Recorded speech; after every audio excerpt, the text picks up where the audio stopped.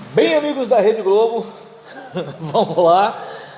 A gente vai falar um pouquinho sobre o Código de Ética da Ordem dos Pastores Batistas do Brasil. Na semana passada e retrasada, a gente falou sobre o Código de Ética dos Diáconos Batistas do Rio de Janeiro. E a gente tem aqui esse código que foi aprovado pela Assembleia Geral em Natal no ano de 2019. Então a gente está com 2 anos mais ou menos de vigência desse material aqui. Alguém tem alguma coisa para falar em relação às disposições preliminares no primeiro e segundo artigo, antes da gente ir para os princípios gerais? Então, só para a gente fechar aqui, que é um código de ética destinado a todos os pastores batistas filiados à Ordem dos Pastores Batistas do Brasil, e que esses pastores se comprometem a observar este código. Por conseguinte, no seu descumprimento, sujeitar-se-ão às sanções nele previstas. Eu já vi situações de um pastor ficar numa situação difícil, porque eu desconfio que assim, não olhava para o código de ética, mas a ovelha olhava. Aí, entendeu? Mais ou menos assim, exatamente. Então, no artigo 1º está dizendo, né, que o presente Código de Ética, doravante código, regula os direitos e deveres dos pastores inscritos na Ordem dos Pastores Batistas do Brasil, formada das seções existentes no âmbito das convenções batistas estaduais ou regionais. No caso do Rio de Janeiro, a gente tem 2 regionais, né, que é a Carioca e a Fluminense. Aqui chamadas de convenção, incluindo a Convenção Batista Brasileira e Ordem e Seções, respectivamente. Então, no meu caso, eu sou da Convenção Batista Fluminense e sou da Seção Fluminense na Ordem dos Pastores. Sou da Associação Belforrochense e da Subseção Belforrochense da Ordem dos Pastores. Entende? Porque a nossa convenção, a nossa associação e a nossa ordem, elas estão dentro da Convenção Fluminense e da Ordem Fluminense. Vocês do Rio estão na Convenção Carioca e na Ordem Carioca. Dos princípios gerais, a gente tem alguns artigos. Tem algum artigo aqui que vocês gostariam de destacar? Artigo tem 3, 4, 5, 6 e 7. Vai para o 9 então? Então, beleza. O artigo 9 está no Direitos Fundamentais do Pastor.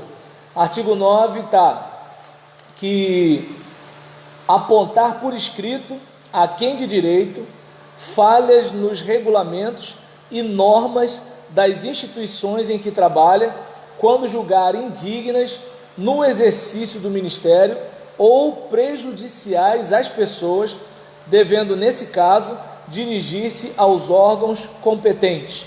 Então, são direitos fundamentais do pastor, dentre tantos outros, entre esse aqui. Qual é o comentário? Assim, pode dizer que quem é o órgão fiscalizador para chegar em cima do pastor e dizer assim, pastor, você cometeu uma infração de acordo com o artigo 9 do Código de Ética dos Pastores? O que acontece? A gente tem nas associações a Comissão para Assuntos Eclesiásticos, que trata de problemas relacionados à igreja. Então, digamos que de repente na igreja do pastor Jurandir, o pessoal vai lá, pega a terra de lá do cemitério do Ricardo de Albuquerque e leva para lá, e olha, vocês agora, né, vão comer uma colher de chá dessa terra do cemitério e tudo vai fluir na vida de vocês, porque eu vou mandar a bênção da bola de fogo.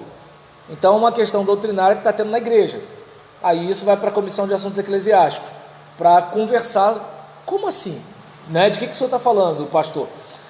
Mas quando é uma questão de cunho moral dele, aí é a Comissão de Ética da Ordem dos Pastores.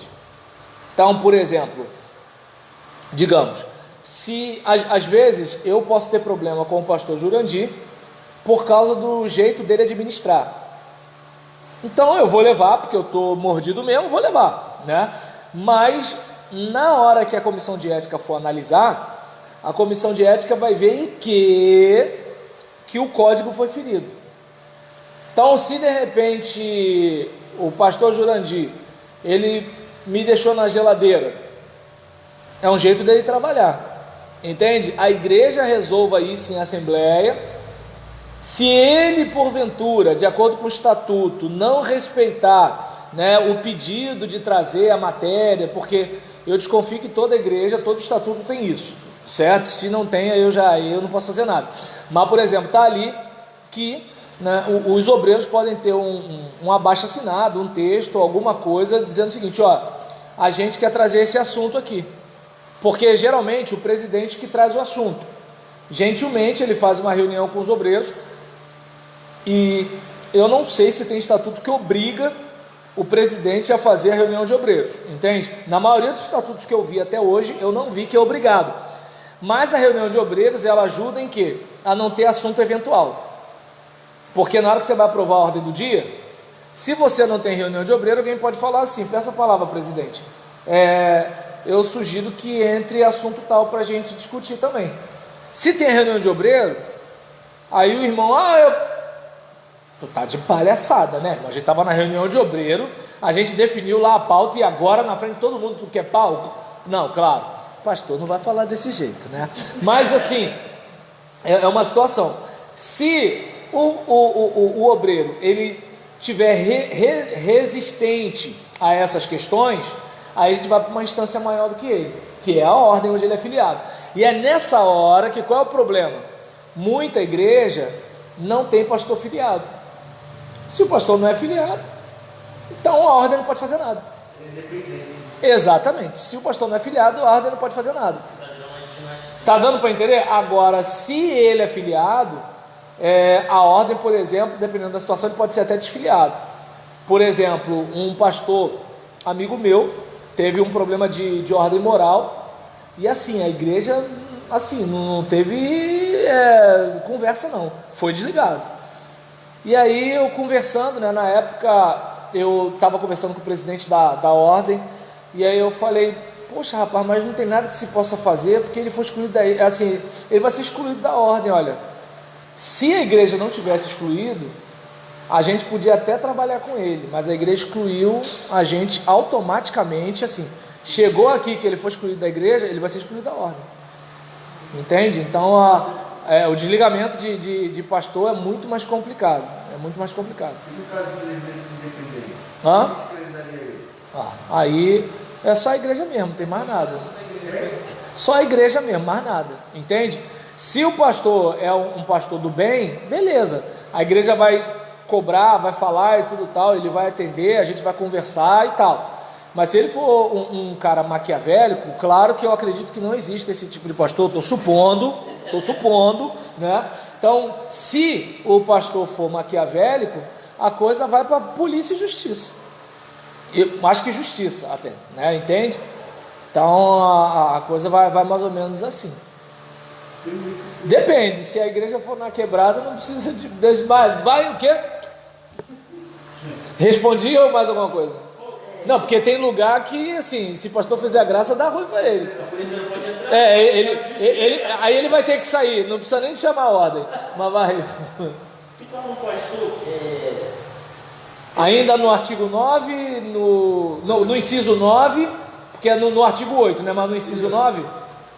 Eu já tenho um inciso também do artigo 8. Ah, tá. Você ainda está no artigo 8 ou foi para o outro artigo? Não, no artigo 8. O que torna um pastor credenciado para ele poder entrar na ordem? Ah, sim. Não estou lembrando aqui de qual, mas no meu caso, eu tive a ata de ordenação, eu tive as fotografias. Agora eu não estou lembrando aqui qual era o documento, né, que eu tive. Agora eu não estou lembrando aqui, porque tem muito tempo, mas assim, foi mais ou menos isso, né? Foi a ata para mostrar, né? Qual o problema? Eu dei a minha ata original, não achei mais a ata, e a minha ata a minha igreja não fez a ata no livro de ata. só aquele... Não, eu tenho o texto. O que eu vou fazer? Eu vou aproveitar, né, que o secretário do meu concílio e o presidente do meu concílio não morreram. Só que eu tô todo dia eles não podem morrer, porque assim, eu tô todo dia me prometendo que eu vou pegar a assinatura para reconhecer firma, porque eu tenho o texto manuscrito, né, deles, e eu tenho o digitado. Então, assim, para fazer isso, para ter como documento. Mas aquele negócio de amanhã eu faço, né? Não, eles não podem morrer não, senão eu não vou me perdoar. Não, claro, eles não podem morrer porque eles não podem morrer, mas assim, no meu caso, posso ir para ele? No artigo 8, qual o inciso? 3. Resguardar o segredo de ordem profissional.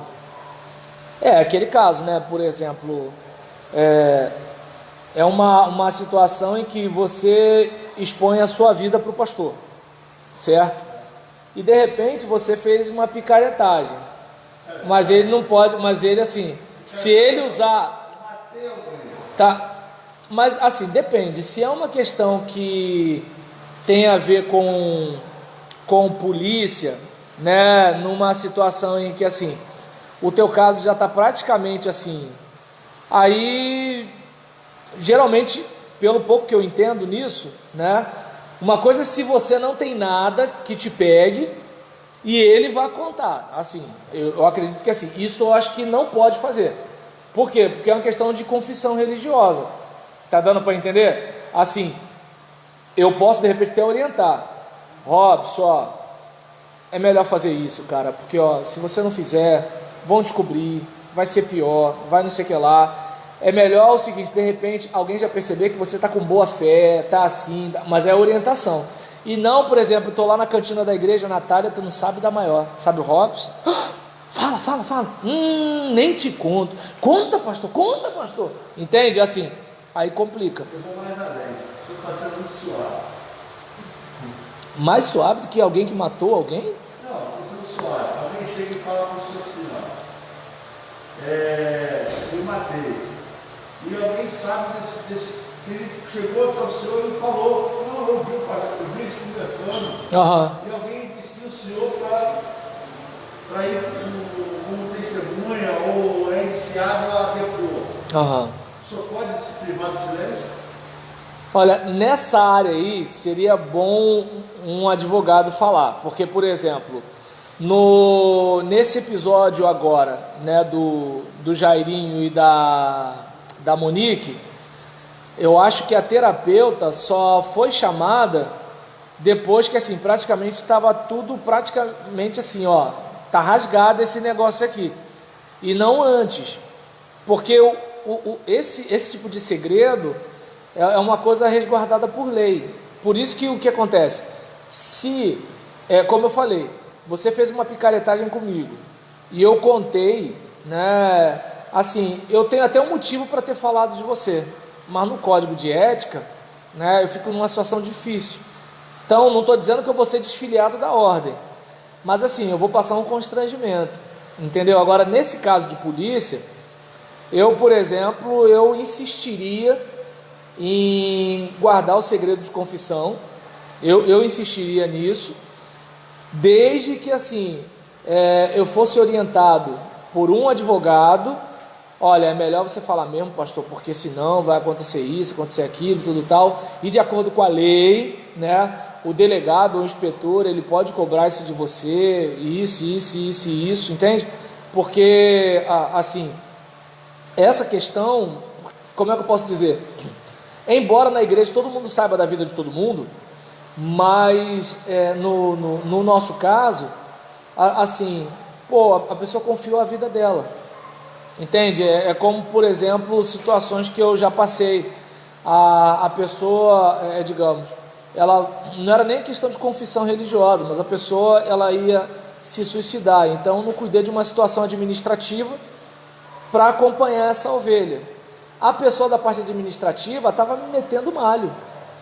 Pô, mas o pastor e tudo, aquele negócio de que pastor não trabalha, pastor não faz isso, não faz aquilo, mas o pessoal dá dinheiro, né? Aquele papo todo.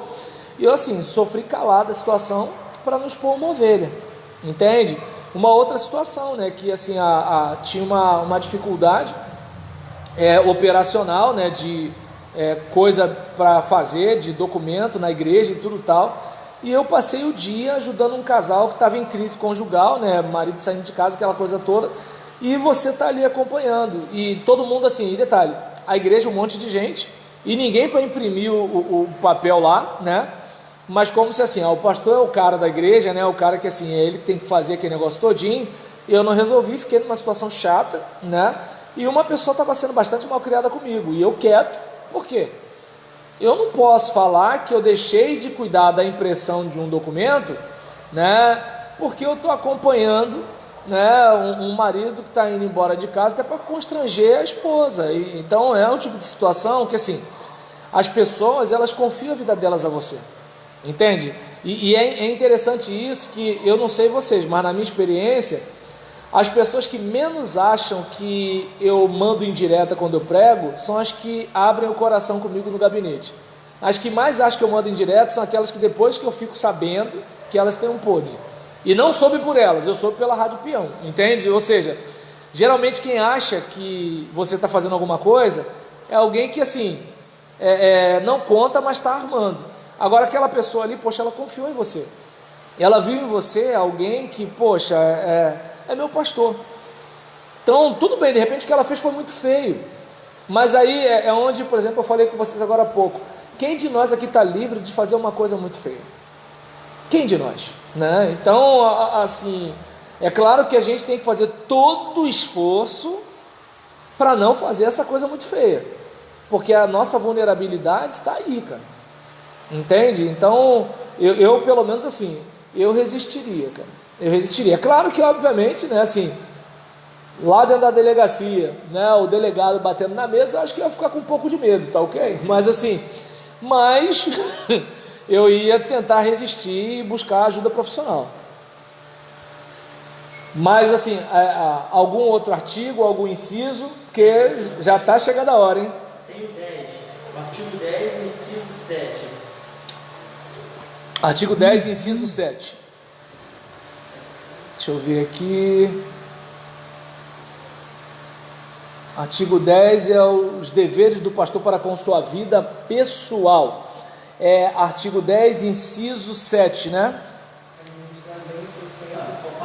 Administrar bem seu tempo de modo a equilibrar obrigações pessoais, deveres eclesiásticos e responsabilidades familiares. Por quê? Qual foi a minha dúvida? Tem que ser um ninja, hein? Eu já ouvi de um líder religioso, se não vou citar o nome dele, ele falando que em primeiro lugar estava as obrigações dele eclesiásticas, enquanto a do lar vem em segundo plano. Uhum.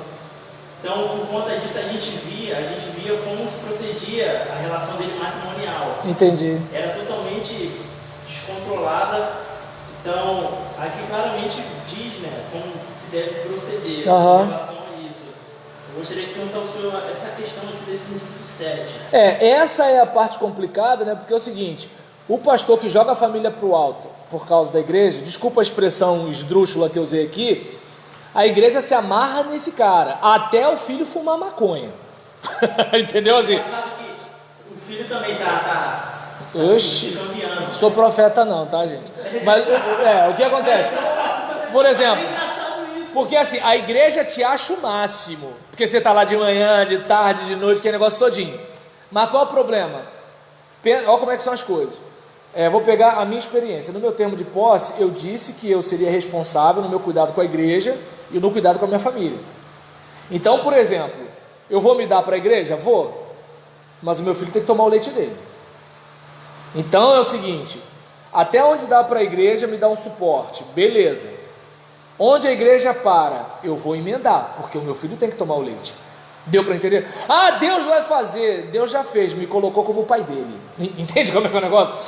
Entende? Então, assim, só que quando você pensa desse jeito, você acaba não rendendo igual o outro que é apaixonado pela família.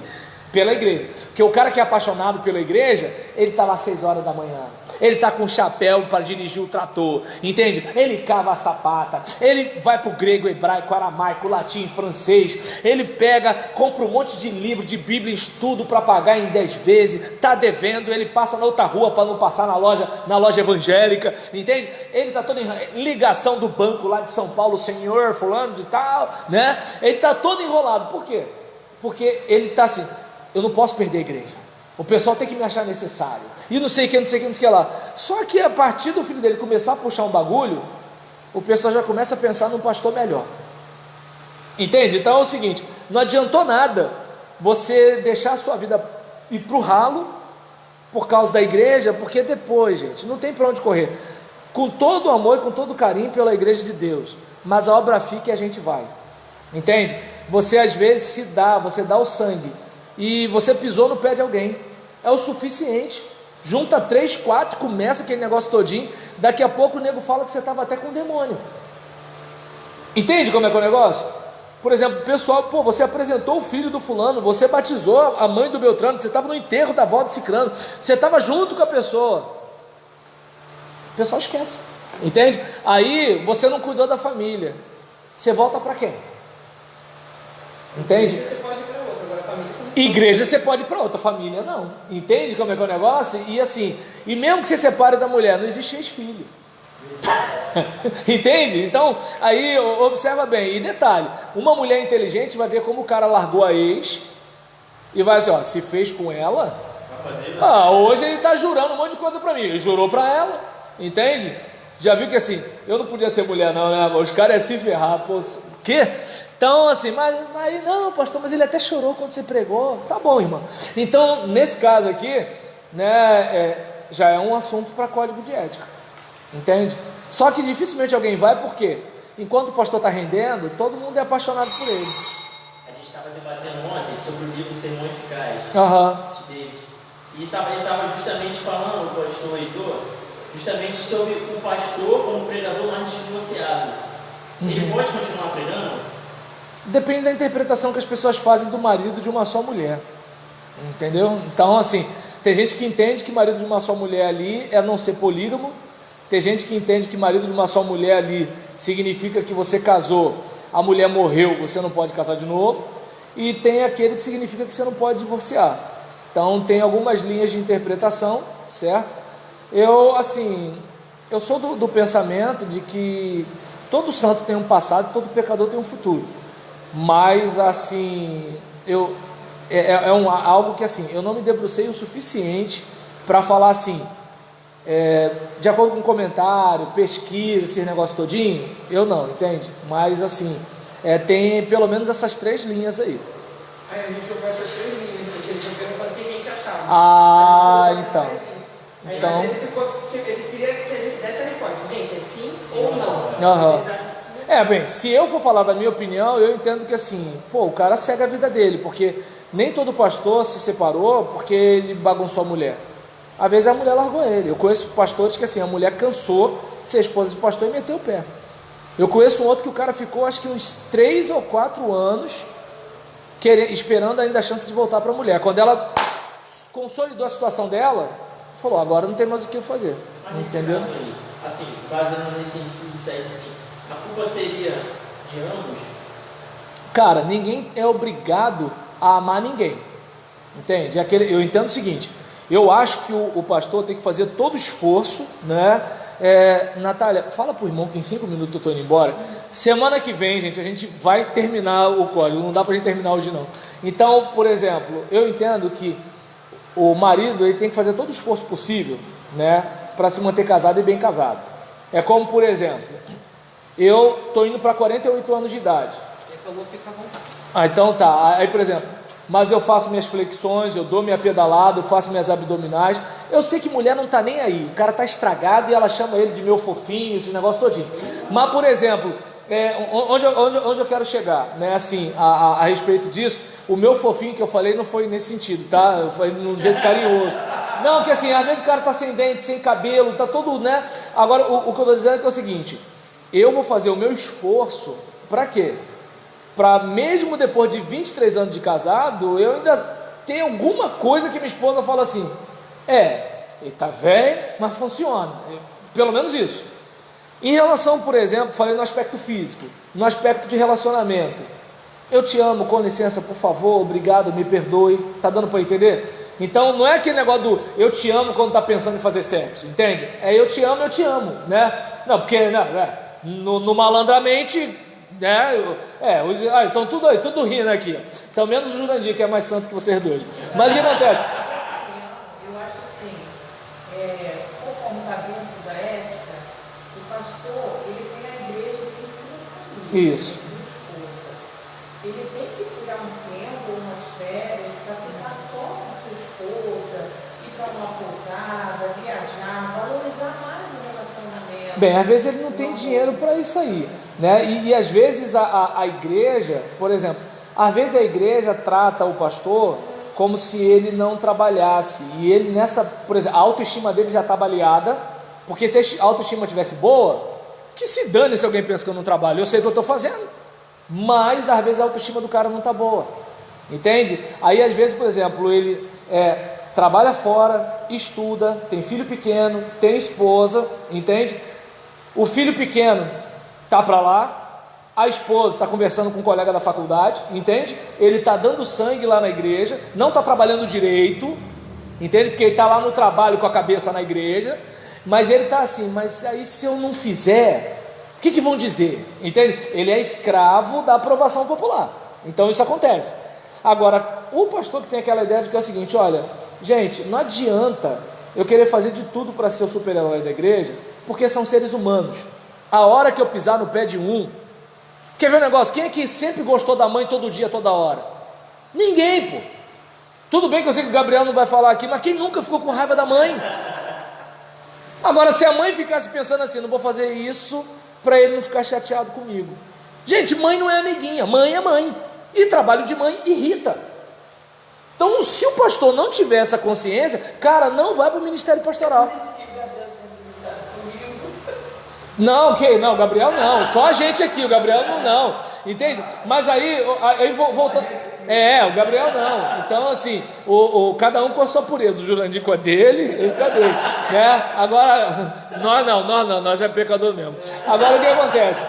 Voltando ao que eu estava falando, aí observa bem, essa questão, eu vou fazer todo o possível, né? Vou tentar cuidar do corpo, vou tentar cuidar dos meus relacionamentos, falar alguma coisa para ela, dar um presentinho, um negócio assim, tudo tal. Presentinho é mais difícil, tá, filho? Então o que acontece?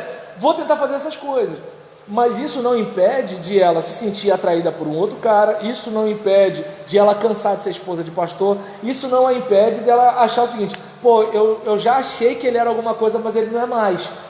Então isso pode acontecer, assim, eu não tenho controle sobre isso, por isso que o papel da gente é como a gente viu lá no código do diácono, é buscar. Então eu vou estar sempre tentando fazer alguma coisa para ela olhar e falar o seguinte, ó, tem coisa mais melhor no mercado, mais melhor foi boa, tem coisa melhor no mercado, mas igual o Roberlan eu não vou encontrar. É isso que, por exemplo, esse é o meu esforço. E aí eu tento compensar numa coisa aquilo que eu não tenho, entende? Aí a gente vai. Deu para entender? Então, assim, agora o que acontece? Às vezes o cara, ele não está nem aí para isso, porque o medo dele é perder a igreja. Só que sem família, como é que ele vai cuidar da igreja? Entende? Porque a igreja é o seguinte, está todo mundo com a vida torta, mas se tu tiver com a vida torta, tá entendendo? Eu bato na minha mulher, mas tu não pode bater não porque tu é pastor. Eu minto, mas tu não pode mentir não porque tu é pastor. Eu sou fofoqueiro, mas tu não pode não porque tu é pastor. Eu falto tudo, mas se tu não pode faltar não porque tu é pastor. Entende? Então, ou seja, não tem para onde correr. As pessoas projetam na gente a perfeição que elas não têm. Então, se você ficar nesse vício de agradar todo mundo, você perde família e perde igreja. Porque é o que eu disse, no primeiro baseado que o filho puxar, aí o pessoal já, mas olha lá, filho velho, grande, o nego já fala. Imagina um cara de 12 anos, 13 anos. Agora, como é que você cuida desse cara de 13 anos? Lá quando ele tem 2. Então, vou fechar, tá, gente? Eu já vi isso em outras igrejas. Inclusive na igreja de uma amiga minha, o pastor dela, acho que era todo mês de março, todo mês de fevereiro, não lembro, ele tirava férias da igreja, mesmo, para poder... 30 dias. E ele marcava no trabalho Aí, Que ele ficava livre de tudo. Isso, ele ficava como se fosse alguém normal da membresia. Ele não atuava eclesiasticamente, ficava o vice-presidente no lugar dele esse mês todo, e a igreja, assim, tratava ele como se fosse um membro normal. Ele não tinha como se ele não tivesse função pastoral. Gente, essa igreja é o céu. Não, eu não sei. Eu, nas minhas férias, eu nunca fiquei na igreja, não. Não, assim, Pastor, eu sei que as suas férias... Não, eu visitava as outras. Pastor, só um negocinho aqui. Pastor, só uma olhadinha aqui. Tá maluco? Não, mas o pastor dela falava, porque tem que ser muito sem ser muito pau. Que igreja boa. E ele falava, não, eu não estou responsável por esse silêncio. Ah, a igreja não era tão boa. Ele que dizia não. Agora eu entendi. Eu pensei que a igreja que não pedia. O pessoal respeitava as férias dele. Só que assim, tem sempre um outro, assim, que Só uma olhadinha. Ele participava, ele estava no projeto, Aham. só não atuava como pastor. Entendi. Isso é legal, essa ideia assim. Olha, eu prefiro ficar longe e o pessoal dá o jeito deles, entendeu? E até é o seguinte, se acontecer alguma coisa para descascar o abacaxi, o presidente tinha exercício, resolve. Na volta, né? Por exemplo, ô meu irmão, e aí? Pastor, olha só, eu não liguei pro senhor não, mas vou contar, hein? Sabe, irmão fulano, aconteceu isso, e olha, essa semana ainda, pastor, vai correndo lá, entende? Não tem situação tal, ó, aconteceu, eu já assinei aqui, mas veio o órgão tal de não sei o que para resolver, ou seja, aí beleza. Agora, você tá lá, né, e aparece algum tipo de demanda, aí você acaba de alguma forma assim, no caso dele, graças a Deus, ele era firme, eu não teria essa firmeza, entende? Quando ele fala assim, Ele também já tem 15 anos. não, pastor quando é patrimônio, aí ele bate na mesa, ele fala, pula de um pessoal, aí tá tudo tranquilo. Mas deu para entender? Ele não é senhor, não. Ele é assim, acho que tem para 40 para 50 anos, ele não é muito mais velho assim, não é senhorzão de idade, não. Mas ele tem firmeza para ele, porque ele mesmo fala, gente, se vocês estão me dando, vocês tiveram essa ideia de me dar férias eclesiásticas, por que é que vocês vão ficar me cobrando? Boa. Entendeu? Aí ela fala, ele é firme, assim, em questão de palavras, não, o que ele fala, ele é muito firme. Então, assim, quando ele precisa, se ele quiser viajar nesse mês, ele tem dinheiro, ele some com a família dele. Mas se ele não tem, passa lá, às vezes ele tem culto, ele fica lá, tem culto, ele vai visitar outras igrejas. Não, aí tranquilo. Mas, assim, é férias eclesiásticas mesmo. Deixa tudo na mão do vice, ele lá, deixa tudo na mão. Entendi. Mas o senhor acha legal essa ideia? Tipo, o pastor deixar mesmo na mão do vice? Isso. Eu acredito que é uma questão até assim, de confiança na sua equipe e de autoconfiança. É como, por exemplo, você é minha vice-moderadora. Se eu ficar toda hora regulando o que você está fazendo, você como se sentiria? Caramba, ele não confia em mim. E segundo, a questão de autoconfiança. Já que eu vou ficar de férias, alguém vai me dar uma rasteira? Ninguém perde o que não tem, antes tarde do que nunca. Entende? Porque assim, eu ficar naquela preocupação de assim, alguém vai fazer alguma coisa e tudo tal, eu não tiro férias. E sem falar que eu indiretamente estou dizendo o quê? Que vocês são desqualificados moralmente. Tem isso? Claro que tem, mas é questão de confiança e de autoconfiança. Voltando à questão do casamento, eu vou fazer todo o possível, né, para ser o preferido da minha esposa. Mas agora percebe, eu preciso confiar nela e preciso confiar em mim, né? Não aquela confiança que eu falei que eu desconfio, mas é o confiar de que é o seguinte, ela vai se esforçar para continuar casada comigo, e eu, por exemplo, tenho aquela ideia de que é o seguinte, tem um monte de coisa aí no mercado, mas agora eu estou me esforçando para eu ser a melhor opção dela, e ela olhar para trás e falar assim, escolhi bem, entende? Então eu acho que o pastor, enquanto ele não tira férias, ele tem que ser esse cara, para quando ele tirar férias, ficar o seguinte, eles vão sentir saudade de mim. E não o seguinte, eles vão ficar, ufa, ele tirou férias, vamos fazer alguma coisa para as férias continuarem, entende? Olha aí, foi tarde, entende? Gente, estou liberado?